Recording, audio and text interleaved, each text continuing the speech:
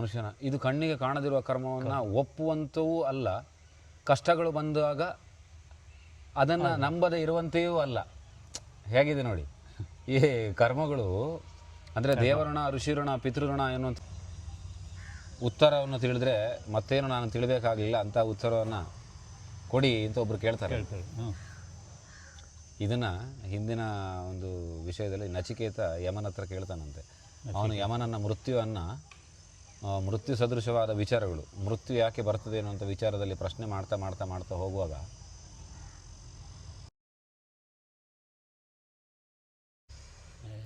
ನಾವು ಸದಾ ಒಂದೇ ಗ್ಯಾಂದೊಳಗಾಗ್ಬಿಟ್ಟಿದ್ವಿ. ಮಾತಾ ಪಿತೃಗಳಿಗೆ ಏನ ಮಾಡ್ತಾ ಇರ್ತೀವಿ. ಬಂದು ಬಳಕ ತಮ್ಮಂಥವ್ರು ಸಿಕ್ಕರು ತಾತ ಗಂಟೆ ನೋಡಿ. ಆಗಲೇ ಮಾತಾ ಪಿತೃ ಅಂದ ತಕ್ಷಣ ಅವರು ಬರ್ತಾರೆ, ಬಂದೇ ಬರ್ತಾರೆ. ಅವರ ನೆನಪಿನಿಂದಾಗೆ ನಮ್ಮ ಶರೀರ ಇವತ್ತಿಗೆ ಉಳಿದಿರೋದು. ಅವರ ನೆನಪಿಲ್ಲ ಅಂತ ಹೇಳಿದ್ರೆ ನಮ್ಮ ಶರೀರ ಹೇಗೆ ಉಳಿಲಿಕ್ಕೆ ಸಾಧ್ಯ? ಅದಕ್ಕೆ ಈ ಮನುಷ್ಯನಿಗೆ ಮಾತಾಪಿತೃಗಳ ನೆನಪು ಅಂತ ಹೇಳಿ ಬಂದಾಗ 3 ಋಣವನ್ನು ಮನುಷ್ಯ ತೀರಿಸ್ಲಿಕ್ಕೆ ಆಗೋದಿಲ್ಲ ಅಂತ. ಇದು ಹೆಚ್ಚಿನವರಿಗೆ ಗೊತ್ತಿದೆ. ಈ 3 ಅಂತ ಹೇಳಿದಾಗ ನಾವೆಲ್ಲ ಈ 3ರ ಚೈತನ್ಯ ನೋಡುವಾಗ ಅನೇಕ 3 ವಿಷಯಗಳು ಬರ್ತದೆ. ತ್ರಿಗುಣಾತ್ಮಕ ಶಕ್ತಿ ಅಂತ ಅದನ್ನು ಕರೀತಾರೆ. ಈಗ ಒಂದು ಕೃಪೆ ಅಥವಾ ಆಶೀರ್ವಾದ ಆಗಬೇಕಿದ್ರೆ ಒಂದು ಸತ್ಯವಾದ ಗುರುವಿನ ದರ್ಶನ. ನಿಜ ನಿಜ. ಈ 1, 2, 3 ಅರ್ಥ ಆಯ್ತಾ? ಅದನ್ನು ಗುರು ಸರಿಯಾಗಿ ಅರ್ಥೈಸಿಕೊಂಡಿದ್ದಾನೆ ಅಂತ. ಮನುಷ್ಯ ಒಂದನ್ನೇ ತಿಳ್ಕೊಳ್ತಾ ಹೋಗುವಾಗ ಅವನಿಗೆ ಅನೇಕ ಸಮಯಗಳು ತೆಗೆದುಕೊಳ್ತದೆ. ಹಾಗಾಗಿ ಇದನ್ನು ನಮ್ಮ ಪಿತೃಗಳು ಅಂತ ನೀವು ಹೇಳಿದಾಗ ಮಾತಾಮಹ, ಪಿತಾಮಹ, ತಥ ಪ್ರಪಿತಾಮಹ ಅಂತ.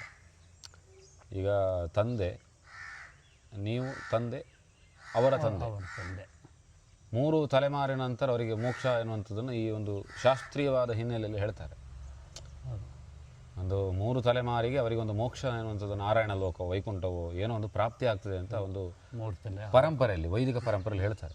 ಅಲ್ಲಿವರೆಗೆ ಏನು ಆ ಕರ್ಮಗಳಿದೆ,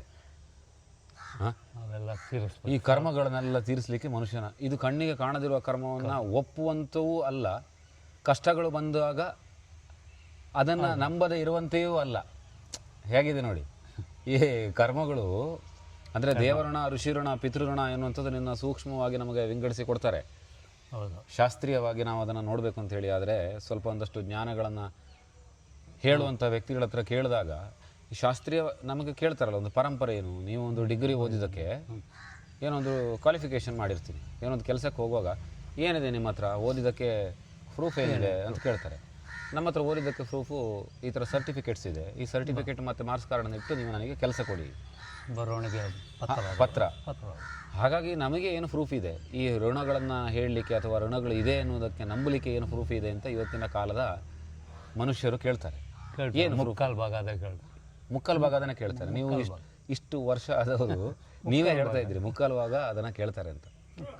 ಹಾಗಿರುವಾಗ ಈ ಪ್ರೂಫ್ ಅಂತೇಳಿ ಕೇಳುವಾಗ ಅಲ್ಲಿ ಅದಕ್ಕೆ ನಮ್ಮ ಪರಂಪರೆ, ಒಂದು ಸದ್ಗುರು ಆದವನಿಗೆ ಯಾವುದೇ ಪ್ರೂಫ್ ಇಲ್ಲ, ಅವನ ಗುರು ಅವನಿಗೆ ಪ್ರೂಫ್ ಆಗಿರ್ತಾರೆ. ಗುರುಗಳು, ಸತ್ಯದ ಗುರು ಆದವರಿಗೆ ಅವರೇ ಗುರುವಾಗಿರ್ತಾರೆ. ಅವರು ಹೇಳ್ಕೊಳ್ಳೋದಿಲ್ಲ ಇಲ್ಲಿ ತಾನು ಗುರುವಾಗಿದ್ದೇನೆ ಅಂತ. ಒಂದು ಸದ್ಗುರು ಆದವರು ಹೇಳಿಕೊಳ್ಳುವುದಿಲ್ಲ. ನಮ್ಮ ಗುರುಗಳಲ್ಲಿ ಅಂತಹ ಒಂದು ವಿಶೇಷವಾದ ಚೈತನ್ಯ ಸ್ವರೂಪ ಮತ್ತು ಇವತ್ತಿಗೂ ಆ ಒಂದು ಸಣ್ಣ ರೀತಿಯ ಏನು ವ್ಯಕ್ತಿತ್ವ ಇದೆ ಅವರೆಲ್ಲೂ ತೋರಿಸ್ಕೊಳ್ಳೋದಿಲ್ಲ ತಾನೇ ಗುರು ಅಂತ. ಅದನ್ನು ಅತ್ಯಂತ ವಿಶೇಷವಾಗಿ ನೋಡಬೇಕು ಒಂದು ಗುರುವಿನಲ್ಲಿ. ಅದೇ ರೀತಿಯಾಗಿ ಅಲ್ಲಿ ಈ ಋಣಗಳನ್ನು ನಾವು ಸರಿಯಾಗಿ ತಿಳಿಬೇಕು ಅಂತ ಹೇಳಿ ಆದರೆ ಒಂದು ಗುರು ಆದವನು ಅದನ್ನು ಸರಳವಾಗಿ ಹೇಳ್ತಾ ಹೋಗ್ತಾರೆ. ಆ ಸರಳವಾಗಿ ಹೇಳುವಾಗ ನಂಬಿಕೆ ಬರದಿರುವ ವ್ಯಕ್ತಿಗಳಿಗೆ ಈ ಶಾಸ್ತ್ರೀಯವಾಗಿ ನಮ್ಮ ಸನಾತನ ಸಂಸ್ಕೃತಿಯಲ್ಲಿ ಇಂತಹ ಶಾಸ್ತ್ರಗಳು ಅದಕ್ಕೆ ನಿರ್ಣಯವನ್ನು ಹೇಳ್ತದೆ. ಒಂದು ನಿರ್ಣಯ ಅಂತ.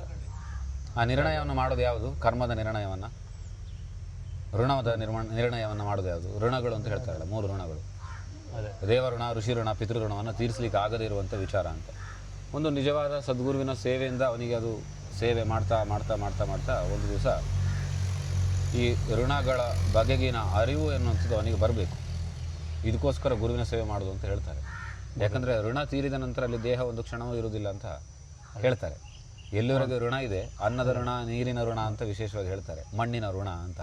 ಇದೆಲ್ಲವೂ ಮತ್ತೆ ಹುಟ್ಟಿಕೊಂಡ ವಿಚಾರಗಳು. ಯಾಕಂದರೆ ನಾವು ಅದರ ಸಹಾಯದಲ್ಲೇ ಇರ್ತೇವೆ. ಆದ್ದರಿಂದ ಆ ಋಣವನ್ನು ಆ ರೀತಿಯಾಗಿಯೂ ನೋಡ್ತಾರೆ. ಈ ಪಿತೃ ಋಣಗಳನ್ನು ಈ ಶ್ರಾದ್ದಾದಿಗಳನ್ನು ಮಾಡಿಕೊಂಡು ವಿಚಾರಗಳನ್ನು ಮಾಡಿ ಕೆಲವರಿಗೆ ಅದ್ರ ಬಗ್ಗೆ ಪ್ರಜ್ಞೆ ಇದೆ, ಇನ್ನು ಕೆಲವರಿಗೆ ಅದ್ರ ಬಗ್ಗೆ ಪ್ರಜ್ಞೆ ಇರುವುದಿಲ್ಲ. ಕೆಲವು ತಮ್ಮಂಥ ಗುರುಗಳು ಇನ್ನೊಬ್ಬರು ಒಂದು ರೀತಿ ಹೇಳ್ತಾರೆ, ಈಗ ನೀನೇನು ತೀರಿಸ್ತಾ ಇದ್ದೀಯ ಅದು ನಿಂದಲ್ಲ, ನಂದಲ್ವಂತೆ ಅದು ಕೇಳಿದೆ ನಾನು ಕ್ರಾಸ್ ಮಾಡಿ. ಹೆಂಗೆ ನಂದಲ್ಲ? ನೀನು ನಿನ್ನ ಹಿಂದ್ಲೋರ್ದು ಸಾಲ ತೀರಿಸ್ತಾ ಇದ್ದಿ. ಖಂಡಿತವಾಗ್ಲು ಸತ್ಯ. ಹಿಂದ್ಲೋರ ಸಾಲ ನೀನು ತೀರಿಸ್ತಾ ಇರೋದು, ಅದು ನಿನಗೆ ಬಾಧೆ ಕೊಡ್ತದೆ. ಸೂಜಿ ದಾರ ಎರಡೂ ಕೊಟ್ಟವ್ರು, ಚುಚ್ಚು ತೆಗಿ ಚುಚ್ಚು ತೆಗಿ ಚುಚ್ಚು ತೆಗಿ. ಕೊನೆಗೆ ಅದು ಹೋಗಿ ಹತ್ತೋದಕ್ಕೆ ನಾಟ್ಕೋತದಂತೆ. ನಾಟ್ಕೊಂಡು ಮುಂದಿಂದ ಎಳಿಬೇಕಂತ, ಎಳ್ದು ಪುನಃ ಬಲಕ್ಕೆ ಬರಬೇಕಂತ. ಆಗ ನೀನು ಪೂರ್ತಿ ಹಿಂದ್ಲವ್ರದ್ದು ತೀರಿಸಿದ್ದೀಯಾ ಅಂದ್ಬಿಟ್ರೆ ಯಾರೋ ತಮ್ಮಂಥ ಗುರುಗಳೇ ಹೇಳೋದು. ನಮ್ಮಂತ ನಾವು ಗುರು ಅಲ್ಲ ಶಿಷ್ಯನಲ್ಲ ಅಂತ ಯಾವಾಗಲೂ ಹೇಳ್ಕೊಂಡಿದ್ದೇವೆ, ಗುರು ಅಲ್ಲ. ಆದರೆ ಇವಾಗ ಏನೋ ಒಂದು ನಿಮ್ಮಂಥ ಹಿರಿಯರು ಬರುವಾಗ ನಿಮ್ಮ ಅನುಭವವು ಕೂಡ ಪ್ರಪಂಚಕ್ಕೆ ಯಾವುದೇ ರೀತಿಯಾಗಿ ಅದಕ್ಕೆ ಅನೇಕ ಗುರುಗಳ ದರ್ಶನ ಮಾಡಿದ್ದೀರಿ. ಗುರುಗಳು ಹೇಳ್ತಾರಲ್ಲ, ಇವಾಗ ಗುರುಗಳಿಂದ ಒಂದೆರಡು ಮಾತು ಬರಬೇಕಾದ್ರೆ ಆ ಗುರುಗಳು ತಮ್ಮ ಹತ್ರದಿಂದ ನಮ್ಮ ಬಾಯಿ ಹೋಗ್ಬೇಕಂತ. ಇಲ್ಲ ನೋಡಿ, ನಿಮ್ಮಿಂದ ನಾನು ತಿಳ್ಕೊಳ್ಳೋಂಥದ್ದು. ಹಾಗಾಗಿ ಈ ವಿಷಯಗಳೇನಿದೆ, ವಿಚಾರಗಳು ಒಂದು ಅಜ್ಜಿಗೂ ಗುರುಗಳು ಪ್ರತ್ಯಕ್ಷ ಆಗ್ತಾರಂತೆ. ವಿದ್ಯಾಭ್ಯಾಸಕ್ಕೆ ಗುರುಗಳು ಅದೊಂದು ರೀತಿ ಅಂತೆ. ಇವಾಗ ನಾವು ಎಷ್ಟು ಕಲ್ತ್ರೂ ವಿದ್ಯೆಗೆ ಇಲ್ವಂತೆ, ಕೊನೆ ಇಲ್ವಂತೆ. ಗುರುಗಳು ಉತ್ಪತ್ತಿ ಆಗ್ತಾನೆ ಇರ್ತಾರಂತೆ. ಒಂದು ಊಟದ್ದಾಗಲಿ, ಒಂದು ವಿದ್ಯಾಭ್ಯಾಸ ಆಗಲಿ, ಒಂದು ಕೆಲಸ ಆಗಲಿ, ಕೊನೆ ಇಲ್ವಂತೆ. ಇವತ್ತು ಬಿಳಿ ಅನ್ನ ಮಾಡಿದ್ರಂತೆ, ನಾಳೆ ಬಿಳಿ ಅನ್ನಕ್ಕೆ ಇನ್ನೊಂದೇನೋ ಬರ್ತದೆ, ಒಗ್ಗರಣೆ, ಚಿತ್ರಾನ್ನ ಆಯಿತು. ಅಲ್ಲೊಂದು ಗುರು ಅಲ್ಲಿ ನನಗೆ ಗೊತ್ತಿಲ್ಲ, ಬರೀ ನಾನು ಬಿಳಿ ಅನ್ನ ಮಾಡೋದೊಂದೇ ಗೊತ್ತಿರೋದು. ನೀವು ಚಿತ್ರಾನ್ನ ಮಾಡೋದು ತರಿಸ್ಕೊಟ್ರೆ ಅಲ್ಲಿಗೆ ನೀವು ನಮ್ಮ ಗುರುಗಳಂತೆ. ನಿಜವಾಗ್ಲೂ ಬಿಳಿ ಅನ್ನ ಊಟ ಮಾಡೋದು ಒಳ್ಳೇದು. ಯಾಕೆ ಹೇಳಿ? ಒಳ್ಳೇದು. ದೇವತೆಗಳಿಗೆಲ್ಲರಿಗೂ ಬರೀ ಉಪ್ಪು ಹುಳಿ ಖಾರ ಹಾಕದಿರುವ ನೈವೇದ್ಯವನ್ನು ನಾವು ಮಾಡ್ತೇವೆ. ನಾವು ಉಪ್ಪು ಹುಳಿ ಖಾರ ಹಾಕಿದ ನೈವೇದ್ಯವನ್ನು ತಿಂತೇವೆ ಪ್ರಸಾದ ಅಂತ ಹೇಳಿ. ಇದು ಮನುಷ್ಯನಿಗೆ ಏನಾಗ್ತದೆ, ಆಸೆ ಎನ್ನುವಂಥದ್ದು ಮತ್ತೆ ಮತ್ತೆ ಉತ್ಪತ್ತಿಯಾಗಿ ಕರ್ಮಗಳು ಬಿಡದಂತೆ ಅದಕ್ಕೆ ಸರಿಯಾಗಿ ಪರಮಾತ್ಮ ಕರ್ಮವನ್ನು ಮನುಷ್ಯನಿಗೆ ಕೊಟ್ಟು ಕೊಟ್ಟು ಕೊಟ್ಟು ಗುರುಗಳು ಆ ಕರ್ಮ ತೀರದೇ ಇರುವಾಗ ಆಗ್ತದೆ. ಇದನ್ನ ಋಣ ಅಂತೇಳಿ ಕೂಡ ಕರೀತಾರಲ್ಲ. ಗುರುಗಳು ಕೊನೆಯವರೆಗೂ ಅವರ ಒಟ್ಟಿಗೆ ಕಸುಬು. ಇವಾಗ ನಾನು ಏರ್ ಕಟ್ ಮಾಡ್ತೀನಿ, ಒಬ್ಬರು ಗುರುಗಳಿಂದ ಸಾಧಾರಣ ಏರ್ ಕಟ್ ಕಲ್ತಿದ್ದೀನಿ, ಅಲ್ಲಿಗೆ ಹೊಸದಾಗಿ ಬರ್ತಾ ಇರ್ತದೆ. ಹೊಸದಾಗಿ ಬಂದಾಗ ನಾನು ನಿಮ್ಮ ಹತ್ರ ಕಲಿದೆ, ಅಲ್ಲಿಗೆ ಪುನಃ ಗುರು ಉಟ್ಕೊಂತ. ಹೌದು ನೋಡಿ, ನೀವು ಮಾಡುವ ಒಂದು ಕಸುಬು ಎಷ್ಟು ಜನರಿಗೆ ಸೌಂದರ್ಯವನ್ನು ಕೊಡ್ತದೆ. ಪುನಃ ಅದ್ರೊಳಗೆ ಹೊಸದಾಗಿ ಹುಟ್ಟಿದಾಗ ನಾವು ಅವ್ರ ಹತ್ರ ನಾವು ಎಷ್ಟು ಕಲ್ತಿದ್ರು ಇನ್ನೊಂದು ಕಲಿಯೋಕೆ ಅವ್ರ ಹತ್ರ ಹೋಗ್ಬೇಕು. ಆಗ ಅವ್ರು ನಮ್ಮ ಗುರುಗಳಾದರು. ಉತ್ತರವನ್ನು ತಿಳಿದ್ರೆ ಮತ್ತೇನು ನಾನು ತಿಳಿಬೇಕಾಗಲಿಲ್ಲ ಅಂತ ಉತ್ತರವನ್ನು ಕೊಡಿ ಅಂತ ಒಬ್ರು ಕೇಳ್ತಾರೆ. ಇದನ್ನು ಹಿಂದಿನ ಒಂದು ವಿಷಯದಲ್ಲಿ ನಚಿಕೇತ ಯಮನ ಹತ್ರ ಕೇಳ್ತಾನಂತೆ. ಅವನು ಯಮನನ್ನ ಮೃತ್ಯು ಸದೃಶವಾದ ವಿಚಾರಗಳು, ಮೃತ್ಯು ಯಾಕೆ ಬರ್ತದೆ ಅನ್ನುವಂಥ ವಿಚಾರದಲ್ಲಿ ಪ್ರಶ್ನೆ ಮಾಡ್ತಾ ಮಾಡ್ತಾ ಮಾಡ್ತಾ ಹೋಗುವಾಗ ಅಲ್ಲಿ ಅವನು ಯಮನೊಟ್ಟಿಗೆ ಯಮ ಪ್ರತ್ಯಕ್ಷ ಆಗ್ತಾನೆ. ಯಮನಿಗೆ ಒಂದು ವಿಚಾರಗಳು ನಡೆಯುತ್ತೆ ಅಲ್ಲಿ. ಏನಂತ ಕೇಳಿದ್ರೆ, ಇವನನ್ನು ಸಮಾಧಾನ ಪಡಿಸೋದು ಹೇಗೆ, ಇವನು ಎಷ್ಟು ಮಾಡಿದ್ರು ಸಮಾಧಾನ ಆಗ್ತಾ ಇಲ್ಲ, ಏನು ಕೊಟ್ಟರು ಸಮಾಧಾನ ಆಗೋದಿಲ್ಲ ಇವನು. ಹಾಗಿರೋ ಇವನಿಗೆ ವರ ಕೊಡಬೇಕಾ, ಏನು ಕೊಡಬೇಕಂತ ಅವನಿಗೆ ಗೊತ್ತಾಗೋದಿಲ್ಲ. ಕೊನೆಯಲ್ಲಿ ಅವನು ಕೇಳ್ತಾನೆ, ಯಾವುದರಿಂದ ನಿಂಗೆ ಸಮಾಧಾನ ಆಗ್ತೀಯಾ ಅಂತ. ಅವನು ಯಾವುದಕ್ಕೂ ಸಮಾಧಾನ ಆಗೋದಿಲ್ಲ. ಆಗ ಅವನು ಹೇಳ್ತಾನಂತೆ ಒಂದು ವಿಷಯ, ಯಾವ ಒಂದು ಉತ್ತರವನ್ನು ತಿಳಿದ್ರೆ ಮತ್ತೇನು ನಾನು ತಿಳಿಬೇಕಾಗಿಲ್ವೋ ಅದನ್ನು ನನಗೆ ನೀನು ತಿಳಿಸಿಕೊಡುವಂತ ವಿಶೇಷವಾಗಿ ಹೇಳ್ತಾನಂತೆ. ಅಂದರೆ ಮನುಷ್ಯ ಇವತ್ತು ಏನು ಮಾಡ್ತಾನೆ ಅಂತ ಕೇಳಿದ್ರೆ, ಈ ಉತ್ತರ ಅಂತೇಳಿ ಕೇಳಿದಾಗ ಅನೇಕ ಪ್ರಶ್ನೆಗಳು, ಅನೇಕ ಗುರುಗಳು ಅಂತ ಎಲ್ಲ ಕಡೆ ಪ್ರಪಂಚದ ಪರ್ಯಟನೆ. ಅದು ಸತ್ಯವೇ, ಸುಳ್ಳಲ್ಲ. ಮನುಷ್ಯನಿಗೆ 70-80 ಆಯುಷ್ಯ ಇದೆ ಅಂತ ಹೇಳಿ, ಆದರೆ ವರ್ಷ ಇದೆ ಅಂತ ಹೇಳಿದರೆ ಅವನು ವಿಷಯಗಳನ್ನು ತಿಳ್ಕೊಳ್ಬೇಕಾದ್ದು ನಿಜವಾಗ್ಲೂ ಸತ್ಯ. ಒಂದೇ ನಾವು ಆವಾಗ ಇದನ್ನು ನೆನಪಿಸಿಕೊಳ್ತಾ ಇರ್ತೇವೆ, ದೇಶ ಸುತ್ತು ಇಲ್ಲ ಕೋಶ ಓದು ಅಂತ. ಒಂದೇ ಹಂತಕ್ಕೆ ಮನುಷ್ಯನಿಗೆ ಎಲ್ಲ ವಿದ್ಯೆಗಳು ಪ್ರಾಪ್ತಿ ಆಗುವುದಿಲ್ಲ, ಆಗೋಲ್ಲ. ಹಾಗಾಗಿ ಒಂದು ದೇಶವನ್ನು ಸುತ್ತೋದು, ಅನೇಕರು ದೇಶ ಸುತ್ತಾರೆ. ಹೀಗೆ ಅಲ್ಲಿ ದೇಶ ಸುತ್ತಿ ಅನೇಕ ಜಾಗಗಳಿಂದ ವಿದ್ಯೆಯನ್ನು ಪಡೆದು ಜ್ಞಾನವನ್ನು ಪಡಿತಾರೆ. ಇನ್ನೊಂದು ಕೋಶ ಓದು ಅಂತ. ಈ ಕೋಶವನ್ನು ಓದಿದಾಗ ಅವನಿಗೆ ಅಂತಹ ಜ್ಞಾನ ಪ್ರಾಪ್ತಿಯಾಗುವಂಥದ್ದು. ಇದನ್ನು ಕೆಲವರು ಒಂದೇ ಪ್ರಶ್ನೆಯಲ್ಲಿ ನಿಲ್ತಾರೆ. ಇಂಥ ಪ್ರಶ್ನೆಗಳು ಕೂಡ, ಏಕ ಪ್ರಶ್ನೆಯಲ್ಲಿ ನಿಲ್ಲುವಂಥ ವಿಚಾರವು ಕೂಡ ಮನುಷ್ಯನಿಗೆ ಈ ಸೃಷ್ಟಿ ಅತ್ಯಂತ ಅದ್ಭುತವಾಗಿ ಸಹಕರಿಸಿದೆ. ಅಂಥ ವಿಚಾರಗಳು ಒಂದೇ ಪ್ರಶ್ನೆಯಲ್ಲಿ ನಿಲ್ಲುವಂಥದ್ದು. ಇದನ್ನು ಹಿಂದೆ ಮಾಡಿದವರ ಒಂದು ನಿದರ್ಶನಗಳನ್ನು ಕೂಡ ನಮಗೆ ನಮ್ಮ ಸನಾತನ ಪರಂಪರೆ, ಸಂಸ್ಕೃತಿ ಅನ್ನುವಂಥದ್ದು ಸಾಬೀತುಪಡಿಸ್ತಾ ಹೋಗಿದೆ. ಅದಕ್ಕೆ ಋಷಿ ಪರಂಪರೆಯನ್ನು ಯಾರು ಇಟ್ಕೊಳ್ತಾನೆ, ಆ ಜ್ಞಾನ ಎನ್ನುವಂಥದ್ದು ಅವನಿಗೆ ಯಾವುದೇ ಒಂದು ದಾರಿಯಲ್ಲಿ ಬಂಧನವನ್ನು ಮಾಡದೆ ಬಂಧನ ಮುಕ್ತರಾಗಿ ಹೋಗಲಿಕ್ಕೆ ಒಂದು ವಿಶೇಷವಾಗಿರುವಂಥ ದಾರಿ ಯಾವುದು ಜ್ಞಾನ ಎನ್ನುವಂಥದ್ದು. ಹಾಗೆ ಇಂಥ ಜ್ಞಾನಗಳೆಲ್ಲರೂ ತಿಳ್ಕೊಳ್ಳೋದಾಗಬೇಕು ಅಂತ. ಇವತ್ತು ಭಾರತ ದೇಶದಲ್ಲಿ ಇಂಥ ವಿಚಾರಗಳನ್ನು ತಿಳಿಸಿಕೊಡೋರು ಕಡಿಮೆ ಆಗಿದ್ದಾರೆ. ಎಲ್ಲದರಲ್ಲೂ ವ್ಯವಹಾರ ಆಗಿದೆ. ಜ್ಞಾನ ಎನ್ನುವಂಥದ್ದು ವ್ಯವಹಾರ ಆಗಿ ಹೋಗಿದೆ. ಈ ಜ್ಞಾನ ನಿಜವಾಗ್ಲೂ ವ್ಯವಹಾರ ಅಲ್ಲ. ಈಗ ಏನಾಗ್ಬಿಟ್ಟೈತೆ ಅಂದರೆ ಇವಾಗ ತಾವುಗಳು ಋಷಿ ಮೂಲದಿಂದ ಬಂದಿರೋ ಜ್ಞಾನಗಳು ನನಗೆ ತಿಳಿಸ್ತಾ ಇದೆ. ನನಗೆ ಅದ್ರ ಮೇಲೆ ಆಸೆ ಇದೆ. ತಾವು ತಿಳಿಸ್ತಾ ಇದ್ರೆ ಗಮನ ಕೊಟ್ಟು ತಲೆಗೆ ಹಾಕೋತಾ ಇದೀನಿ. ಅದರೊಳಗೊಂದು 2 ವಿಷಯ ನಾಟ್ಕೋತದು, 8 ವಿಷಯ ಹೊರಡ್ಕೋದ್ರು ಒಂದು 2 ದಿವಸ ನಾಟ್ಕೋತದು.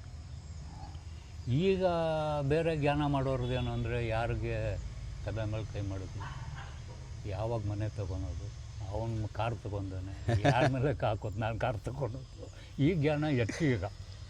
ಅದು ಪ್ರಪಂಚವನ್ನು ನೋಡುವಾಗ ಮನುಷ್ಯನಿಗೆ ಆಸೆ ಉತ್ಪತ್ತಿ ಆಗೇ ಆಗ್ತದೆ. ಈಗ ಇಷ್ಟೆಲ್ಲ ಸೃಷ್ಟಿಯಾದ ಜಗತ್ತಲ್ಲಿ ಇದನ್ನು ಯಾವುದನ್ನು ಪಡೆದ್ರೆ ನಾನು ಸಂತೋಷವಾಗಿರ್ತೇನೆ ಅಂತ ಮನುಷ್ಯ ಒಂದು ಸಂತೋಷವನ್ನು ಪಡಿತಾನೆ. ಆ ಒಂದು ಸಂತೋಷ ಒಂದು ಪೂರ್ಣ ಆದ ಕೂಡಲೇ ಅದಕ್ಕೆ ಎಷ್ಟೋ ವರ್ಷಗಳನ್ನು ತೆಗೆದುಕೊಳ್ತಾನೆ. ಈಗ ಅಷ್ಟು ವರ್ಷ ತಗೊಂಡು ಕಲಿಯುಗ ನಂತರ ಇನ್ನೊಂದು ಸಂತೋಷನ ಪೂರೈಸಿಕೊಳ್ಳಿಕ್ಕೆ ಮತ್ತೆ ಶ್ರಮ ಪಡ್ತಾನೆ. ಅಲ್ಲಿ ಸಂತೋಷ ಇದೆ ಅಂತ ನೋಡ್ತಾನೆ. ಕೊನೆಗಾಗುವಾಗ ಅದಕ್ಕೆ ನೋಡಿ, ನಮ್ಮ ಶಂಕರರು ಅದ್ಭುತವಾದ ಒಂದು ವಿಚಾರವನ್ನು ಹೇಳ್ತಾರೆ. ಒಂದೇ ಶ್ಲೋಕದಲ್ಲಿ ಒಂದು ಲೈಟ್ ಇದೆ. ಅದರಲ್ಲಿ ಸರಿಯಾಗಿ ಒಂದು ದಿವಸ ನಮಗೆ ಆಯುಷ್ಯ ಎಷ್ಟೋ ಇರಬಹುದು. ಮನುಷ್ಯನಿಗೆ ಆಯುಷ್ಯ ಎಷ್ಟಿದ್ರೂ ಕೂಡ ಒಂದು ನಿಗದಿತ ಒಂದು ಅವಧಿಯನ್ನು ಮಾಡಿಕೊಂಡು ಅದನ್ನು ಸ್ವಲ್ಪ ಮಟ್ಟಿಗೆ ಚಿಂತನೆ ಮಾಡಿದರೆ ಅಲ್ಲೇ ಒಂದು ವಿಶೇಷವಾದ ಸೂಕ್ಷ್ಮ ಜ್ಞಾನವನಿಗೆ ಪ್ರಾಪ್ತಿಯಾಗ್ತದೆ. ಅದು ಹೇಗೇನದು ಅಂತ ಕೇಳಿದರೆ, ತರುಣಸ್ಥಾವರ ತರುಣೀಸಕ್ತಃ. ನೋಡಿ, ಸಹಜವಾಗಿ ಒಂದು ಹೆಣ್ಣು ಮತ್ತು ಗಂಡಿನಲ್ಲಿ ಶರೀರದಲ್ಲಿ ಭೂಮಿಯಲ್ಲಿ ಜನ್ಮಿಸಿದ ನಂತರ 3 ವಾಕ್ಯದಲ್ಲಿ ಅವನಿಗೆ ಯಾವ ರೀತಿಯಾಗಿರುವಂತಹ ವಿಚಾರಗಳು ನಡೀತದೆ ಅನ್ನುವಂಥದ್ದು ಕೇವಲ ಸಣ್ಣ ಶ್ಲೋಕಗಳೇ ವಿಷಯವನ್ನು ತಿಳಿಸಿದ್ದಾರೆ. ತರುಣಸ್ಥಾವರ ತರುಣೀಸಕ್ತಃ. ಒಂದು ತರುಣನ ಅವಸ್ಥೆಯಲ್ಲಿರುವಂಥ ಒಂದು ಹುಡುಗನಿಗೆ, ಒಂದು ಹದಿಹರೆಯ ಎನ್ನುವಂಥ ವಿಚಾರವನ್ನು ನಾವು ಏನು ಕರಿತೇವೆ, ಟೀನೇಜ್ ಅಂತ ಇಂಗ್ಲೀಷಲ್ಲಿ ಹೇಳ್ತೇವಲ್ಲ, ತರುಣಸ್ಥಾವರ ತರುಣೀಸಕ್ತಃ. ಆಗ ಆ ತರುಣನಿಗೆ ಒಂದು ತರುಣಿಯೇ ಕಾಣೋದು ಕಣ್ಣಿಗೆ. ಆ ತರುಣಿ ಆದೊಳಗೆ ತರುಣನೇ ಕಾಣ್ತಾ ಇದ್ದಾನೆ. ಆ ವಯಸ್ಸದು, ಅದನ್ನು ಮೀರೇ ಬಂದಿರುವುದೆಲ್ಲರೂ. ತರುಣಸ್ಥಾವರ ತರುಣೀಸಕ್ತಃ, ಆಸಕ್ತನಾಗಿರ್ತಾನೆ ಆ ವಿಷಯಕ್ಕೆ. ಬಾಲಸ್ಥಾವತ್ತು ಕ್ರೀಡಾಸಕ್ತಃ. ಅದು ಮೊದಲಿಗೆ ಬರುವಂಥದ್ದು ಬಾಲ. ಬಾಲ್ಯದಲ್ಲಿ ಕ್ರೀಡೆಯಲ್ಲೇ ಆಸಕ್ತಿ. ಯಾವ ಮಕ್ಕಳು ನೋಡಿದರೆ ಆಟ ಆಟ ಆಟ ಆಟ ಅಂತ ಆಟ ಆಡ್ಕೊಂಡಿರ್ತೇವೆ ಮಕ್ಕಳು. ಆಟ ಬಿಟ್ಟು ಬೇರೆ ಕಡೆ ಗಮನ ಹೋಗೋದಿಲ್ಲ. ನಿದ್ರೆ, ಊಟ, ಆಟ, ಮುಗಿತು ಅವ್ರದ್ದು. ಬೇರೆ ಆಲೋಚನೆಗಳು ಮಾಡುವಷ್ಟು ವಿಚಾರಗಳಿಲ್ಲ ಅವರಿಗೆ. ಯಾಕಂದರೆ ಅವರ ಒಂದು ಭದ್ರತೆಯನ್ನು ನೋಡಿಕೊಳ್ಳೋದು, ಅವರ ಯೋಗಕ್ಷೇಮಗಳನ್ನು ನೋಡಿಕೊಳ್ಳಿಕ್ಕೆ ಅವರ ಪೋಷಕರು ಇರೋ ಕಾರಣ ಬರೀ ಕ್ರೀಡೆಯಲ್ಲೇ ಆಸಕ್ತರಾಗಿರ್ತಾರೆ. ವೃದ್ಧಸ್ಥಾವತ್ತು ಚಿಂತಾಕ್ರಾಂತ ಅಂತ. ಇಷ್ಟೆಲ್ಲ ವಿಷಯ ಸುಖಗಳನ್ನೆಲ್ಲ ಮಾಡಿದ ನಂತರದಲ್ಲಿ ಮನುಷ್ಯ ವೃದ್ಧಾವಸ್ಥೆಯಲ್ಲಿ ಬರುವಾಗ ಚಿಂತಾಕ್ರಾಂತನಾಗ್ತಾನೆ. ಚಿಂತೆ. ಈ 2 ವಯಸ್ಸಿನಲ್ಲಿ ಮೊದಲ 2 ಹಂತಗಳಲ್ಲಿ ಮನುಷ್ಯನು ಸರಿಯಾಗಿ ತನ್ನ ಜೀವನವನ್ನು ನಿರ್ವಹಿಸದೇ ಇರುವ ಕಾರಣ ವೃದ್ಧಾಪ್ಯದಲ್ಲಿ ಮನುಷ್ಯನಿಗೆ ಚಿಂತೆ ಅನ್ನುವಂಥದ್ದು ಕಾಡ್ತದೆ. ಆಗ ಪರಬ್ರಹ್ಮ ಹೇಳ್ತಾನೆ, ಪರೇ ಬ್ರಹ್ಮಣಿ ಕೋಪಿನಸಕ್ತಃ ಅಂತ. ಇಷ್ಟರ ಅಂದರೆ ಅದರ ಅರ್ಥ ಏನಂತ ಕೇಳಿದರೆ, ಪರಬ್ರಹ್ಮನಾದವನು ಕೂಡ ಏನನ್ನು ಮಾಡಲಿಕ್ಕೆ ಸಾಧ್ಯ ನಿನಗೆ. ಯಾಕಂದರೆ ನಿನಗೆ ಆಯುಷ್ಯ ಇದ್ದಾಗ, ವಯಸ್ಸಿದ್ದಾಗ, ಶಕ್ತಿ ಇದ್ದಾಗ ನೀನು ಒಳ್ಳೆಯ ವಿಚಾರಗಳನ್ನು ಮಾಡಲಿಕ್ಕೆ ನಿನ್ನ ಮನಸ್ಸು ಹಾತೊರೆಯಲಿಲ್ಲ. ಬರೀ ಆಸೆಯ ಪೂರಿತವಾದಂತಹ ತನ್ನ ಇಚ್ಛೆಯನ್ನು ಪೂರ್ಣಗೊಳಿಸಲಿಕ್ಕೆ ಬೇಕಾಗಿ ನೀನು ದುಡ್ದೆ, ನಿನ್ನ ಶಕ್ತಿಯನ್ನು ಅದಕ್ಕೆ ವ್ಯಯಿಸಿದ್ಯಾ. ಈಗ ಶಕ್ತಿ ಕುಂದುತ್ತಾ ಬರ್ತಾ ಇದೆ ದೇಹದಲ್ಲಿ. ಈಗ ಪರಬ್ರಹ್ಮ ಆದರೂ ಏನು ಮಾಡಲಿಕ್ಕೆ ಸಾಧ್ಯ? ನಿನಗೆ ಆ ಏಕಾಗ್ರತೆ ಬರ್ತಾ ಇಲ್ಲ. ಕೂಡಿಟ್ಟ ಎಲ್ಲ ಸಂಪತ್ತುಗಳು, ಕೂಡಿಟ್ಟ ಎಲ್ಲ ವಿಚಾರ ವಿಷಯಗಳು ಇದೆಲ್ಲವೂ ಕೂಡ ನಿನ್ನನ್ನು ಆಗಾಗ ಪ್ರತಿಕ್ಷಣ ಕಾಡ್ತಾ ಇರ್ತದೆ. ಹಾಗಿರೋ ಪರಬ್ರಹ್ಮನಲ್ಲಿ ಅಥವಾ ಈ ಭಗವಂತದ ಮೂಲ ಚೈತನ್ಯ, ಈ ಸೃಷ್ಟಿಯ ಮೂಲ ಚೈತನ್ಯನೊಟ್ಟಿಗೆ ನಿನ್ನ ಮನಸ್ಸು ಬೆರಲಿಕ್ಕೆ ಹೇಗೆ ಸಾಧ್ಯ? ಅಲ್ಲಿ ಬೆರೆತಾಗ ಮಾತ್ರ ನಿನಗೆ ಸತ್ಯಜ್ಞಾನ ಅನ್ನುವಂಥದ್ದು ಪ್ರಾಪ್ತಿ ಆಗ್ತದಲ್ವ. ಹಾಗಿರುವಾಗ ನೀನು ಯಾಕೆ ವ್ಯರ್ಥ ಮಾಡಿದೆ? ಇದನ್ನು ಮುಂಚಿತವಾಗಿ ತಿಳಿಸಿದೆ ಶಾಸ್ತ್ರಗಳು. ಅದಕ್ಕೆ ಶಾಸ್ತ್ರಗಳು ಅನ್ನೋದು ಅತ್ಯಂತ ವಿಶೇಷವಾಗಿ ಇದನ್ನು ಒಂದು ಗುರುವಾದವರು ಅವರದೇ ಭಾಷೆಯಲ್ಲಿ ಮನುಷ್ಯನಿಗೆ ತಿಳಿಸುವ ಹಾಗೆ ಸಣ್ಣ ಸಣ್ಣ ವಿಚಾರಗಳನ್ನು ಹೇಳಿ, ಅದೇ ಪದದಲ್ಲಿ ಯಾವುದೇ ಶಾಸ್ತ್ರೀಯ ಹಿನ್ನೆಲೆ ಇಲ್ಲದೆ ಅಲ್ಲಿ ಒಂದು ಸಂದರ್ಭಕ್ಕೆ ಸರಿಯಾಗಿ ಅವರು ಮಾತಾಡಿ ವಿಚಾರಗಳನ್ನು ತಿಳಿಸ್ತಾರೆ. ವಿಷಯಗಳು ನಮ್ಮ ಗುರುಗಳು ಹೇಳ್ತಾ ಇದ್ರು, ಗುರುಗಳು ಪಾಠ ಮಾಡೋದು ಯಾವತ್ತೂ ತನ್ನ ಜೀವಾತ್ಮಕ್ಕೆ ಹೊರತು ಮನಸ್ಸಿಗೆ ಪಾಠ ಮಾಡೋದಿಲ್ಲ ಅಂತ. ಮನಸ್ಸಿನಲ್ಲಿ ಕೇಳಿದಾಗೆ ಅನಿಸಿದ್ರು ಕೂಡ ಅದು ಜೀವಾತ್ಮಕ್ಕೆ ಪಾಠ ಆಗಿ ಅಲ್ಲಿಂದ ಅವನಿಗೆ ವಿಶೇಷವಾದ ಪ್ರಜ್ಞೆಯನ್ನು ಕೊಡ್ತದೆ ಅಂತ ಹೇಳ್ತಾರೆ. ಹಾಗಾಗಿ ಒಂದು ಗುರುವಿನ ಸನ್ನಿಧಾನದ ಸಂಪರ್ಕದಲ್ಲಿ ನಿರಂತರ ಇರುವುದರಿಂದ ಮನುಷ್ಯನು ಬರುವಂತಹ ಏನು ಕರ್ಮಗಳನ್ನು ನೀವು ಹೇಳ್ತೀರಿ, ಸಂಚಿತ, ಪ್ರಾರಬ್ಧ, ಆಗಮ ಎನ್ನುವಂಥ ತ್ರಿಕರ್ಮಗಳೇನಿದೆ, ಅಲ್ಲಿ 3 ಹೇಳ್ತಾರೆ. ಈ ತ್ರಿಕರ್ಮಗಳ ನಿರ್ವಹಣೆಗೆ ಗುರು ನಮಗೆ ಕೃಪೆ ಮಾಡಿದಾಗ ಅಲ್ಲಿ ಒಂದು ಶಾಂತಿ ನೆಲೆಸಲಿಕ್ಕೆ ಕೇವಲ ಆ ಜಾಗದಲ್ಲಿ ಮಾತ್ರ ಈ ಸೃಷ್ಟಿಯಲ್ಲಿ ಸಾಧ್ಯ. ಅದು ಬಿಟ್ಟು ಬೇರೆ ಯಾವುದೇ ಜಾಗದಲ್ಲಿ ನಾವು ಎಷ್ಟೇ ಪ್ರಾಪಂಚಿಕವಾಗಿ ಅದನ್ನು ಹುಡುಕಾಟ ನಡೆಸಿದರೂ ಎಲ್ಲೇ ಹೋದರೂ ಏನನ್ನೇ ಮಾಡಿದರೂ ಮನಸ್ಸಿನಲ್ಲಿ ಒಂದು ಶರಣಾಗತಿಯ ಒಂದು ವಿಚಾರಗಳು ನಡೆಯದೆ ಅಲ್ಲಿ ಏನು ನಡೀಲಿಕ್ಕೆ ಸಾಧ್ಯ ಇಲ್ಲ ಅಂತ ಪರಬ್ರಹ್ಮ ಸ್ಥಿತಿಯಲ್ಲಿರುವಂತಹ ಅವಧೂತ ಸ್ಥಿತಿಯಲ್ಲಿರುವಂತಹ ಅನೇಕ ಗುರುಗಳು ಇದುವರೆಗೆ ಹೇಳಿಯಾಗಿದೆ. ಹೇಳು. ಅರ್ಥ ಆಯ್ತಾ ನಿಮಗೆ? ಇದನ್ನೇ ನಮಗೆ ಗುರು ಹಿರಿಯರು ವಿಶೇಷವಾಗಿ ಪ್ರಾಪ್ತಿ ಮಾಡಿಕೊಟ್ಟ ಪರಿಪೂರ್ಣವಾದ ಕೃಪೆಯ ಜ್ಞಾನದ ವಿಚಾರ. ನಾವೆಲ್ಲ ಒಂದು ಕೊಳಕುತನ ಚೇಂಬರ್. ಇಲ್ಲ, ಕೊಳಕು ಅಂತೇಳಿ ಹೇಳಿಕ್ಕೆ ಸಾಧ್ಯ ಇಲ್ಲಲ್ಲ. ಯಾಕೆ ಹೇಳಿ?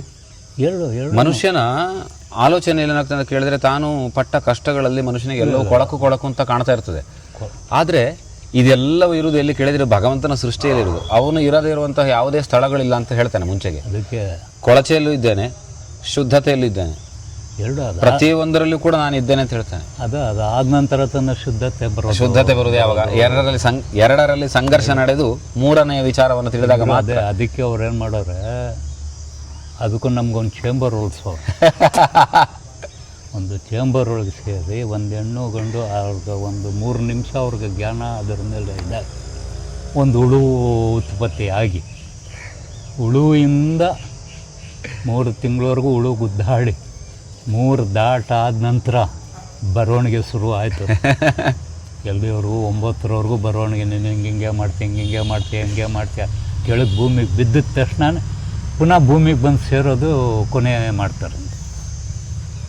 ಅದ್ಭುತವಾಗಿದೆ ವಿಷಯಗಳು. ಮಾತಾಡ್ತಾ ಹೋದರೆ ಇದು ಮುಗಿಯದ ವಿಷಯಗಳು. ಯಾಕಂದರೆ ಅಲ್ಲಿವರೆಗೆ ಇದೆ ಅಲ್ಲ.